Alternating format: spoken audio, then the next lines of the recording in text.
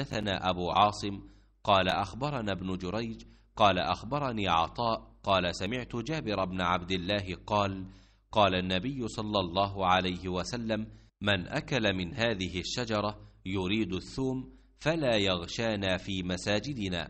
قلت: ما يعني به؟ قال: ما أراه يعني إلا نيئة. وقال مخلد بن يزيد عن ابن جريج: إلا नतनह।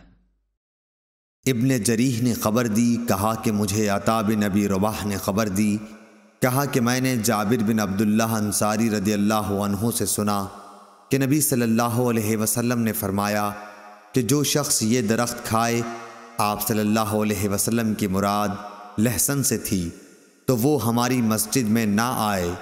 अता ने कहा, मैंने जाबिर से पूछा कि आपकी मुराद इससे क्या थी? उन्होंने जवाब दिया कि आपकी मुराद सिर्फ़ कच्चे लहसन से थी। मुखलद बिन यजीद ने इब्न जरीह के वास्ते से अलानिया के बजाय इल्ला अंतुनाह नक़ल किया है, यानी आप सल्लल्लाहु अलैहि वसल्लम की मुराद सिर्फ़ लहसन की बदबू से थी। सही बुखारी हदीस नंबर 854।